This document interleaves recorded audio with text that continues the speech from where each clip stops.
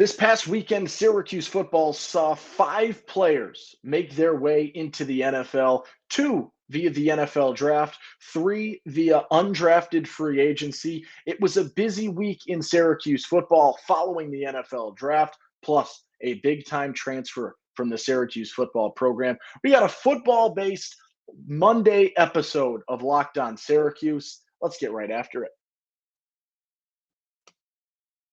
Are Locked On Syracuse, your daily podcast on the Syracuse Orange, part of the Locked On Podcast Network.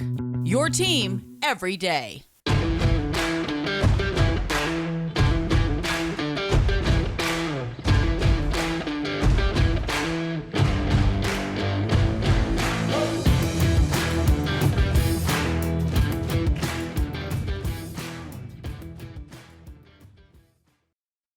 What's up? What's happening? Welcome into your Locked On Syracuse Monday. I'm Owen Valentine saying thank you so much for making Locked On Syracuse your first listen today and every day. Part of the Locked On Podcast Network. And today's episode is brought to you by FanDuel Sportsbook, the official sportsbook of Locked On. Make every moment more. Visit FanDuel.com/LockedOn today to get started. A busy weekend with regards to Syracuse football and a fun one early on, and then it sort of shifted.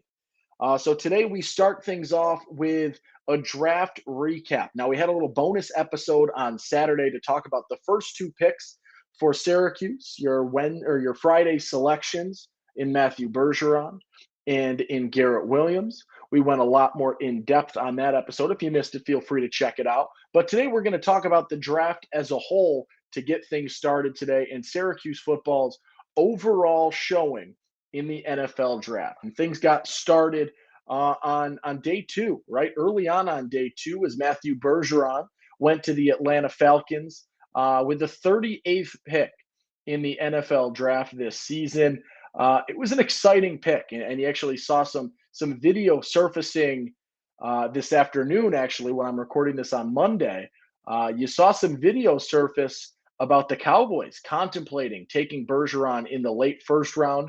Would have been Syracuse's first round pick since 2013 when Justin Pugh got drafted. Would have been the first round pick in 10 years for Syracuse football, but he slips into the second round. I think that's where most people thought he would land. And the Falcons, as we discussed on that episode, need a left guard. And that's not necessarily where you see the experience for Bergeron, but what you saw in terms of Senior Bowl stuff, in terms of all of these scouting reports about Bergeron, was the versatility that you think at the next level he's got the skill set, the athleticism, the footwork, the intangibles to play either an offensive tackle or an offensive guard.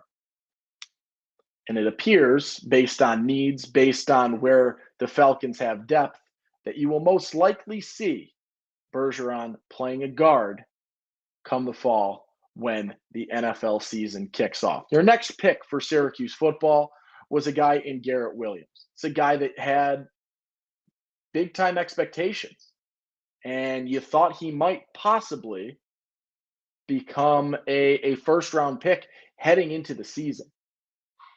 And it didn't quite work out. He gets hurt. He was showing that potential, and he slides a little bit as a result of the injury, some other question marks, things of that nature. He looks good right now. The recovery looks pretty solid. But right now, what you're seeing with Garrett Williams is that he is a more of a longer-term project. I talked about how Bergeron is going to be an immediate impact, a day 1, week 1 starter for Atlanta. Garrett Williams is going to be a little bit more delayed in terms of the recovery, in terms of what happens with him as you move forward at this point in time. And then the waiting game started for Syracuse football. And you knew the other 3 names were sort of some question marks. And when could Sean Tucker go? And would anyone take a chance on Michael Jones?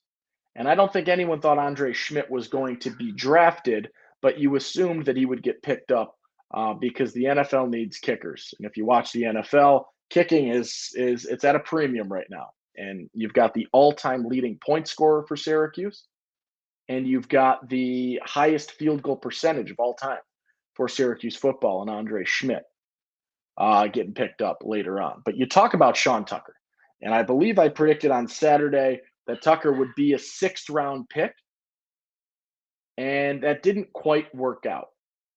You saw there was a bit of a halt on running backs. And then when they started to draft running backs, there was some big question marks.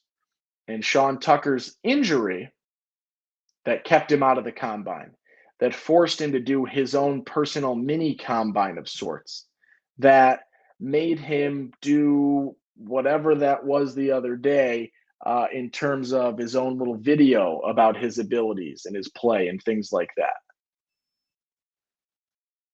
And what you started to see is that teams weren't quite ready to take a chance on Sean Tucker, given the question marks in terms of a draft pick, given the coming back from injury. I heard that maybe things weren't incredible interview wise.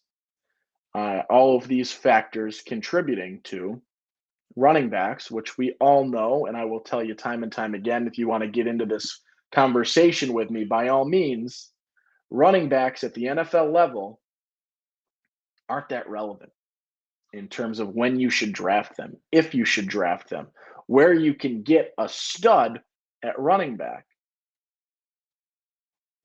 It's not early on in the draft. And it is lower level guys, undrafted free agents, late round draft picks, things of that nature. The Bills signed Latavius Murray today for what that's worth, is where you're going to get your success in terms of the running back.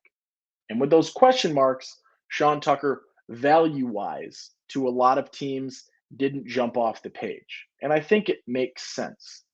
And I sort of saw the second I started things and watching the draft on Saturday, it started to hit me that my prediction that I made hours earlier wasn't really going to work. And there were too many running backs ahead of him in terms of rankings, and with fewer question marks that would lead to being drafted ahead of Sean Tucker.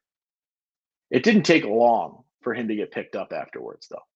Sean Tucker picked up by the Buccaneers and got a pretty good contract and numbers wise for an undrafted free agent, over 150K, which, as some other people in Syracuse sports media pointed out, indicates that they think he's a roster type guy. And I think a lot of people are in the same boat about that. Sean Tucker is a guy that has the potential to be an early down back or things like that, get you some chunk yardage, maybe even occasional third down situations, depending on what you're thinking of. He's a guy that can be a part of a committee. He's not necessarily a true RB1 and things like that. So as you look at this, I think it makes sense when he's an undrafted free agent, given those question marks. Would it have been awesome to see Syracuse get its third draft pick for the first time since 2006? Yes. Are there a lot of people who have a convincing case as to why Sean Tucker should have been drafted? Yes. But when you look at those big name guys that Sean Tucker was grouped with heading into this season, following the all-time leading single season rushing yards numbers from a Syracuse running back, in conversations with a guy like Bijan Robinson, that gap widened and continued to widen. And that's what leaves Sean Tucker as a UDFA at the end of the year. Plus injury, plus question marks, things like that. All right, let's take a quick break. Let's chat a little bit about FanDuel, and then we will break down the rest of the NFL draft for Syracuse and a busy weekend for Syracuse football. But let's make a fast break to FanDuel during the NBA playoffs, because right now, new customers can get a no-sweat first bet up to $1,000.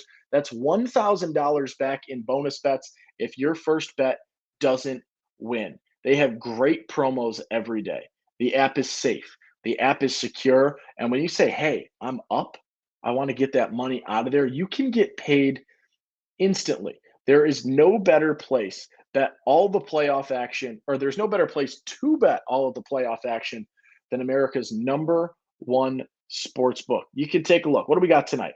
I'm pulling it up right now. I'm going to give you an impulse bet. You got Celtics, Sixers, or Nuggets, Suns.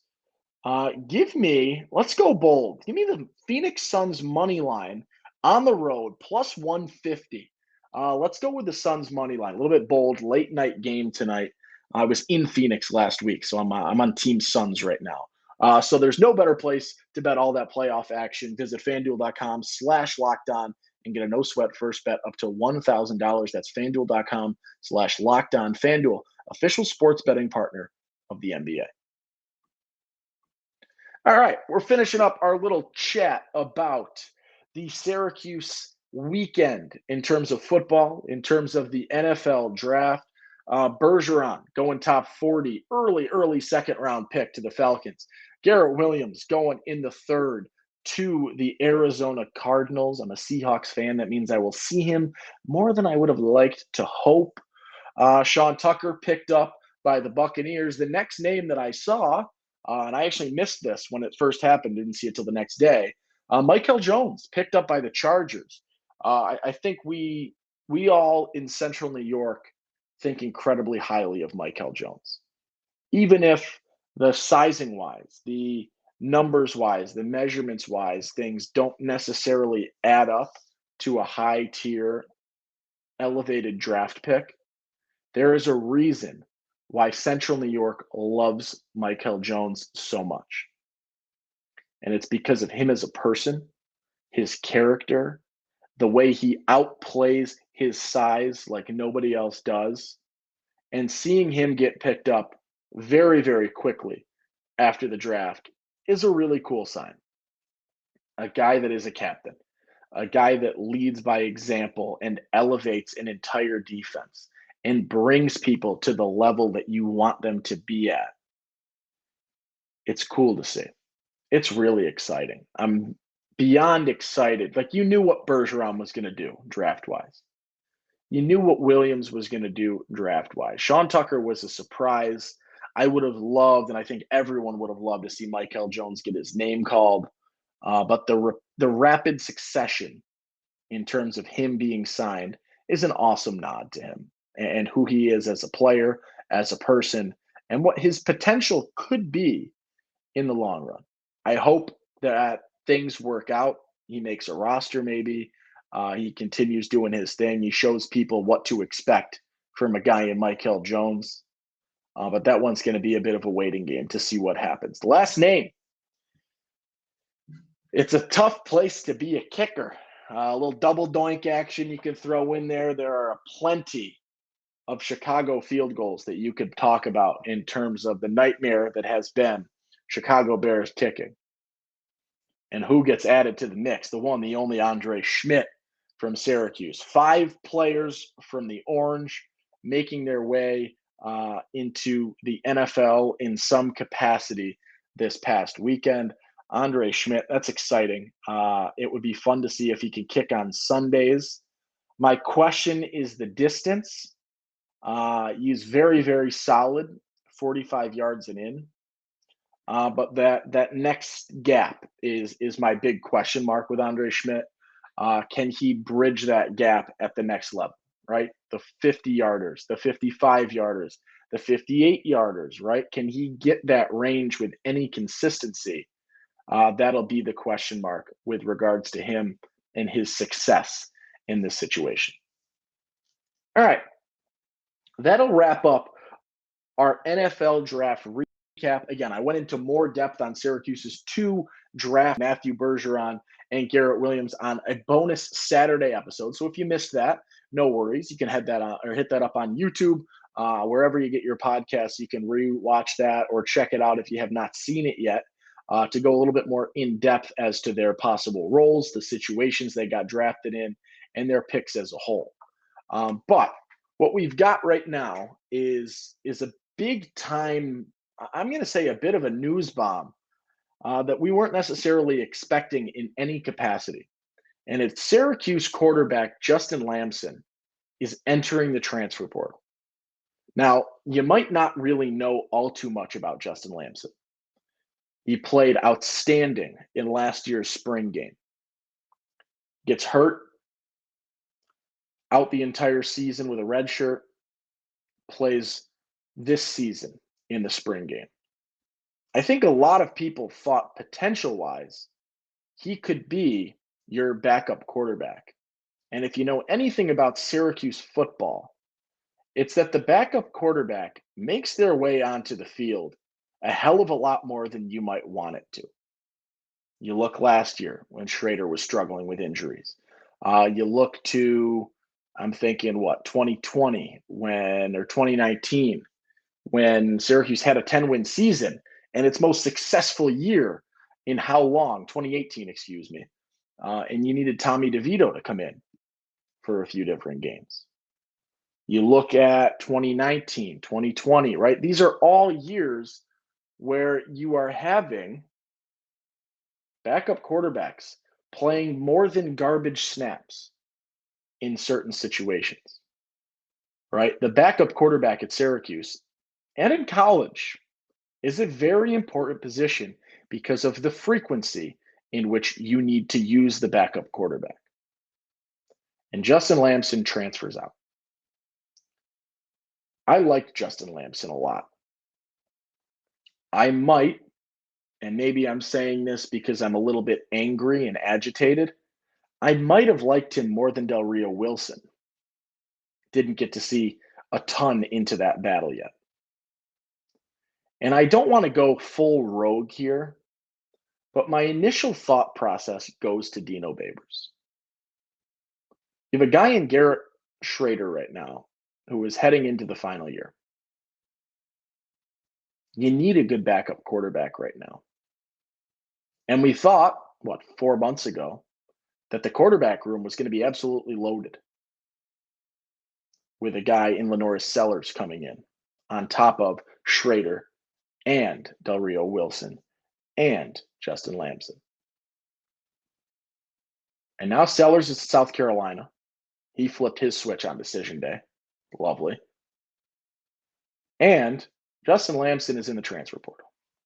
And my question is, if Justin Lamson was announced the backup quarterback, which I think a lot of people think he could have been based on spring game performances alone, would he be on this roster still? And we don't know all too much about rationale behind his entering the portal. But would Justin Lamson remain on this roster if he was announced the backup quarterback? And my personal thought is that yes, he would. But here's what happened at the spring game. And I'm frustrated, and maybe I'm going to regret this. But instead of Dino Babers giving you any piece of information, like who the backup quarterback is after how many weeks of spring football, Dino gives the most Dino thing ever in that I'm not going to tell you anything.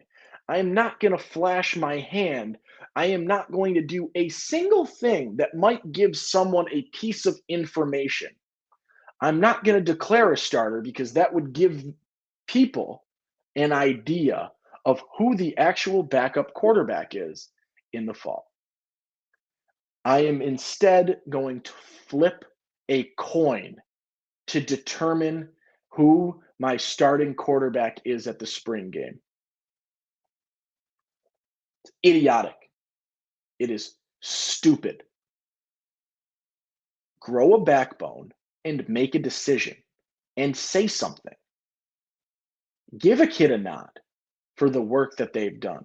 You are telling me that these two are dead even, and there's not 1 ounce of you that can lean either way, and you are going to flip a coin. Maybe I'm grasping at straws here. Maybe I'm overly angry because I have mentioned that I am very frustrated with the state of Syracuse football and the state of a coaching staff that was dismantled and put back together, and the state of a head coach that, quite frankly, cannot do anything. He doesn't call offensive plays. He doesn't call defensive plays. He doesn't recruit. He doesn't game manage. What is he there for? Make a decision. And he didn't. And if you made that decision and determined that Carlos Del Rio Wilson was your backup quarterback and you lose Justin Lamson as a result, that is what it is. But if you came out, if he had won that battle and said Justin Lamson is the starting quarterback in the spring game because of what I've seen him do while he's healthy and the position that he's earned, I truly believe Justin Lamson remains on this roster and remains in Syracuse and is the potential starter next season, meaning after this final year, the following year. Am I insane? Am I overly angry? Am I wrong for this? Let me know, please. Talk me off the ledge here. But I'm frustrated, and I do look at Dino Babers for things like this. And I talked about this. I am not happy with Syracuse football right now. I was happy to see what happened this weekend. 5 guys getting drafted or signed. That's awesome. Good for them. Congratulations. Genuinely, congratulations. That's awesome to see guys that are not big name recruits have the transitions that they've had and make their way to NFL teams. Phenomenal. I mean that with all my heart. And I'm not BSing here. I truly mean that. But right now, I look at a team that lost almost every asset on the defensive side to the transfer portal. I look at a team whose quarterback is coming off of injury and feels healthy and is as good as he's ever been, but he's still coming off of injury. I look at a team whose wide receiving core entirely hit the transfer portal. Thankfully, Aronde Gadsden is listed as a tight end. I look at a team whose entire coaching staff left because they saw what was on the other side of the fence. And you get an internal hire with Jason Beck. That's great. You get Rocky Long, the founder of the 335 that comes in. That's great. But you lost just about everyone on your coaching staff. There was a mass exit from Syracuse football this past offseason. Is that the reality of Syracuse football in the NIL age? I don't know. Is that the reality? That Syracuse will get mid, in generous terms, mid to low level recruits, and the ones that work their way up and figure things out and show that star potential are going to hit the portal and go somewhere else? Is that the reality of Syracuse football? I don't know. But I'm frustrated with Syracuse football and how things are going right now. And this is the cherry on top of the icing on the cake of the, I don't know, happy birthday to blank on top of the balloons and flowers that have been decorated. This is the final cherry, sprinkle, whatever, in my disappointment in Syracuse football. Am I being too negative? I don't think so. Talk me out of it, please. I'd love to be fired up about Syracuse football, excited about Syracuse football, but I'm not. It's a somber way to end your Monday. Oops. Oh, thanks for listening. That'll do it for a Monday episode. Tomorrow, we're going to talk Syracuse basketball recruiting. And I'm excited about that. I'll tell you what. So if you thought this episode ended on a low and you think tomorrow we're going to parlay that into our Tuesday episode, you're dead wrong. Because tomorrow, I'm fired up for tomorrow, and I am ready to do exactly that and get you fired up about Syracuse basketball recruiting. Because it's fun. It's exciting right now. Players want to come play Syracuse basketball, it seems. Let's break that down. That'll be your tomorrow episode for our everydayers that are going to tune back in tomorrow, even after my negativity from today. Please, if you want to, talk me out of my negativity in the comments at Twitter at LO_Syracuse. Am I overreacting? Did I miss something with regards to Justin Lamson? Am I grasping at straws? Am I just anti-Dino Babers at this point? let me know. Have the debate. I'd love to have it. I'd love to add to this conversation to see if we can find a way to maybe better my mood surrounding Q's football. But until then, I'm Owen Valentine. Be kind. Make somebody smile today. Have a great day. Enjoy your evening. I'm sorry this is posted late, but it's better than nothing on your Monday episode. So I'm Owen Valentine. I'll catch you tomorrow. Peace.